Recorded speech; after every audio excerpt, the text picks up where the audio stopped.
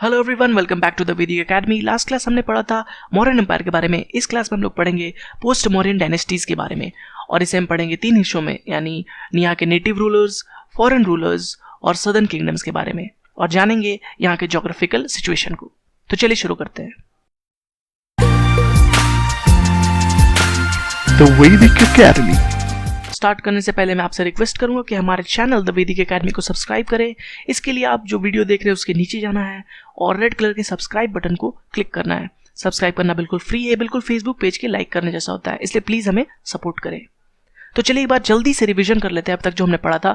तो हमने पढ़ा था मगध एक वन ऑफ द 16 महाजनपदस था, और फिर अंडर हर्यंका डायनेस्टी इसने एक्सपेंशन स्टार्ट किया, जिसके फाउंडर थे कौन? बिंबिसारा। देन उनके सन अजातशत्रु आए, देन उदयन आए, जिन्होंने पाटलिपुत्रा का की स्थापना की, फाउंड किया, ठीक है। एंड देन फाइनल जो लास्ट रूलर थे वो थे नागादशक, ठीक है। तो ये थे हर्यंका डायनेस्टी। उसके बाद जो डायनेस्टी आता है वो है शिशुनागा डायनेस्टी, और शिशुनागा डायनेस्टी के फाउंडर कौन थे? तो ऑब्वियसली शिशुनागा ही होंगे। तो शिशुनागा फाउंडर थे शिशुनागा डायनेस्टी के, जो कि थे नागादशक के मिनिस्टर। तो उन्होंने नागादशक को ओवरथ्रो करके शिशुनागा डायनेस्टी को एस्टैब्लिश किया, ठीक है। देन शिशुनागा के सन कौन थे? कालाशोका, जिनके टाइम में सेकंड बुद्धिस्ट काउंसिल हुआ था। फर्स्ट बुद्धिस्ट काउंसिल किसके टाइम में हुआ था? अजातशत्रु के टाइम में इन राजगृह, एंड सेकंड कालाशोका के टाइम में हुआ था वैशाली में, ठीक है। देन आता है नंदा डायनेस्टी, जिसके फाउंडर थे महापद्मनंदा, ठीक है। और महापद्मनंदा के बाद जो सेकंड रूलर आए वो थे धनानंदा, जो कि बहुत ही इंपॉर्टेंट रूलर है, क्योंकि उनके टाइम में अराउंड 326 बीसी में इन्वेजन हुआ था अलेक्जेंडर का, ठीक है।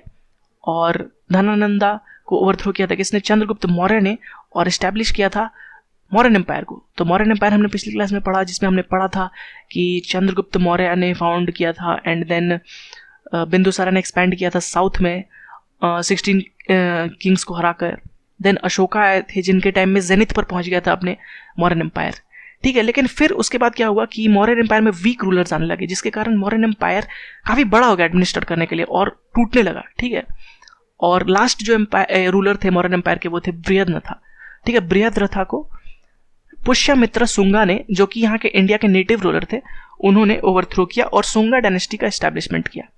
तो हम लोग देख सकते हैं कि मौर्य एम्पायर को टूटने के बाद जो है ना, 3 हिस्सों में इंडिया का ज्योग्राफिकल सिचुएशन डिवाइड हो गया था। एक हिस्सा को नेटिव रूलर्स रूल करते थे, एक हिस्सा को फॉरेन रूलर रूल करते थे, और एक हिस्सा को सदर्न किंगडम्स में संगम एज में कह सकते हैं सदर्न रूलर्स रूल करते थे, ठीक है। तो हम पोस्ट मॉडर्न सिचुएशन को एक बार पढ़ लेते हैं, ठीक है।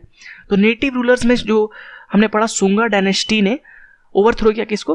बृहद्रथा यानी मौर्यन एम्पायर को, ठीक है। देन आए कन्वा डायनेस्टी, जिसने ओवरथ्रो किया सुंगा को, और फाइनली सतवाहना, यानी जिन्हें आंध्रास भी बोला जाता है, उसके टाइम में नेटिव जो था वो सबसे बड़ा था और सबसे पूरे डेक्कन और ईस्टर्न इंडिया को कवर करता था।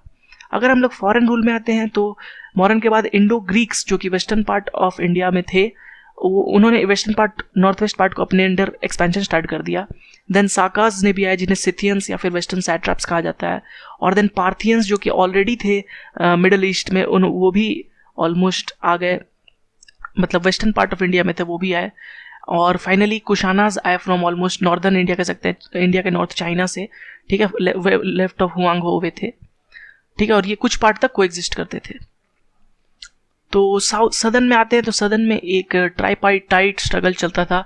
चोलाज, चेराज और पांड्याज में ये तीनों बहुत ही इंपॉर्टेंट है, क्योंकि इन्होंने संगम लिटरेचर यानी तमिल लिटरेचर में बहुत ही अपना कंट्रीब्यूशन दिया है, तो वो भी हम पढ़ेंगे इन द संगम एज, ठीक है। तो चलिए एक बार ज्योग्राफिकल सिचुएशन देख लेते हैं।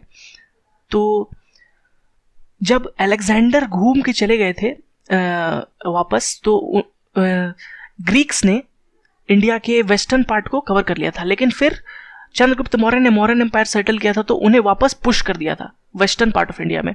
लेकिन जब मौर्यन एम्पायर वीक हुआ तो इंडो ग्रीक्स जो था वो फिर से इंडिया में आने लगा। इनके फेमस रूलर थे डेमेट्रियस और मिनांडर के टाइम, जिन्हें मिलिंदा भी कहा जाता है, उनके टाइम में सबसे ज़्यादा एक्सपेंशन हुआ इंडिया की तरफ, ठीक है।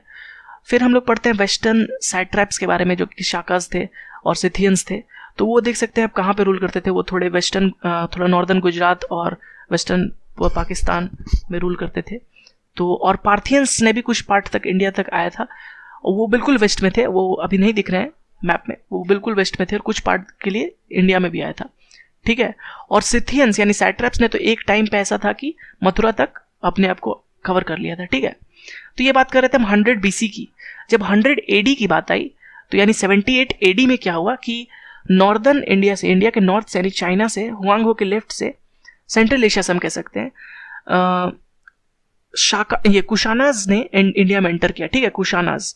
तो ये ऑलमोस्ट हम 78 AD की बात कर रहे हैं। तो कुशाना के बहुत ही फेमस रूलर थे कनिष्का, जिन्होंने बुद्धिज्म को अडॉप्ट किया था, ठीक है, और बुद्धिज्म को काफ़ी स्प्रेड किया था, ठीक है, और वो बहुत ही फेमस रूलर थे।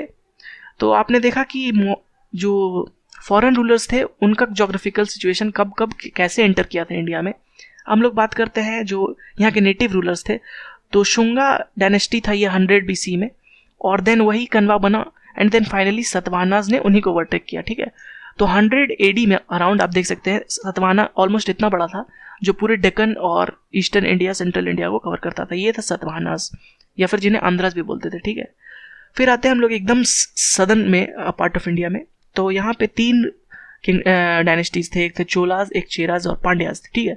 इनमें आपस में भी स्ट्रगल होते रहता था फॉर पावर, एंड ये लोगों का बहुत ही इंपॉर्टेंट रोल है इन द संगम लिटरेचर, ठीक है, यानी तमिल लिटरेचर में काफ़ी इंपॉर्टेंट इनका रोल है, ठीक है। तो इन्हें तीनों को साथ में संगम एज भी कहा जाता है, ठीक है, इनके रूल को।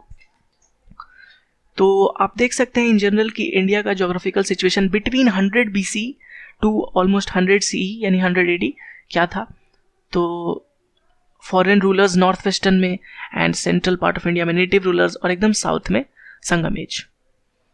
तो ये था पोस्ट मौर्यन डायनेस्टीज़ का सिचुएशन। इनके बारे में हम डिटेल में जानेंगे नेक्स्ट वीडियो में, जब हम लोग स्टार्ट करेंगे फर्स्ट नेटिव रूलर से, यानी शुंगा, कन्वा और सतवाहनास के बारे में हम लोग नेक्स्ट वीडियोज़ में पढ़ेंगे, ठीक है। अगर आप इन चैप्टर्स के स्टडी मटेरियल को खोज रहे हैं और नोट्स के फॉर्म में चाहते हैं, तो आप जा सकते हैं हमारे वेबसाइट thevedicacademy.com में, और वहाँ पे आपको सभी नोट्स के फॉर्म में मिल जाएंगे। आप स्टडी मटेरियल सेक्शन में जाइए और वहाँ पे आपको चैप्टर वाइज मिल जाएंगे। हम इन्हें धीरे धीरे अपडेट कर रहे हैं और जल्दी ही आपको सारे चैप्टर्स जैसे जैसे हम पढ़ा रहे हैं मिलते जाएंगे।